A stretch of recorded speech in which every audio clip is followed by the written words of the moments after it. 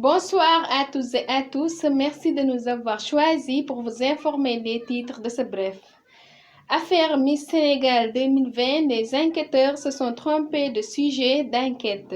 Prestation de Ahmed Aïdara, la Commission nationale de régulation de l'audiovisuel suspend pour 72 heures les programmes de la Sen TV et de la Radio Zik FM. Braquage en Casamance, un commerçant dépouillé des dizaines de millions par des hommes armés. En politique, selon un conseil de Macky Sall, les élections législatives sont celles du président Macky Sall, celles qui vont clôturer son mandat. Parlons du sport, le tirage du Mondial 2022, le meilleur et le pire pour les Lions du Sénégal. Voilà, c'est tout pour les titres, les détails, c'est tout de suite.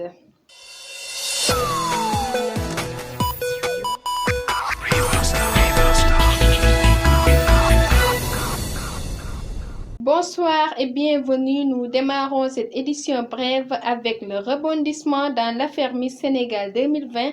Le procureur a retourné le dossier à la sûreté urbaine qui l'avait bouclé et transmis au parquet. Si le ministre public a pris cette décision, c'est que les policiers se sont trompés de sujet d'enquête.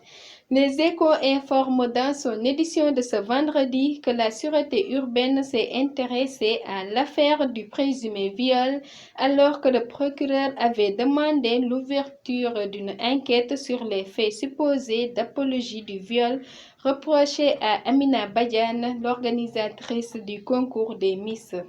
Prestation de Ahmed Aïdara, la Commission nationale de régulation de l'audiovisuel a décidé de la suspension des programmes de la Sen TV et de la Radio Zik FM pour 72 heures.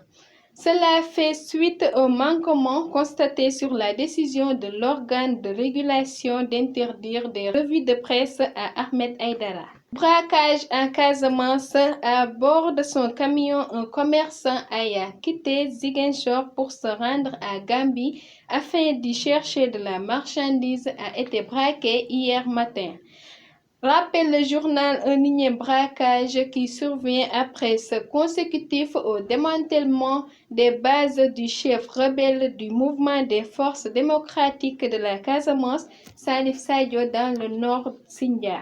En politique, dans un article sur Jeune Afrique, un conseiller du président Macky Sall, sous le couvert de l'anonymat, a campé les enjeux du scrutin pour la coalition présidentielle Benno Bokk Yakaar, mais surtout pour le chef de l'État lui-même. Et le moins qu'on puisse dire est qu'il s'est lâché. Ces élections sont celles du président, celles qui vont clôturer son mandat, admet un conseil du chef de l'État. Dans l'actualité sportive, le tirage au sort de la phase du groupe mondial 2022 sera effectué ce vendredi à partir de 16h à Doha, dans la capitale du Qatar. Le Sénégal, à l'instar des autres nations qualifiées ou sur le point de l'être, connaîtra ses adversaires au premier tour.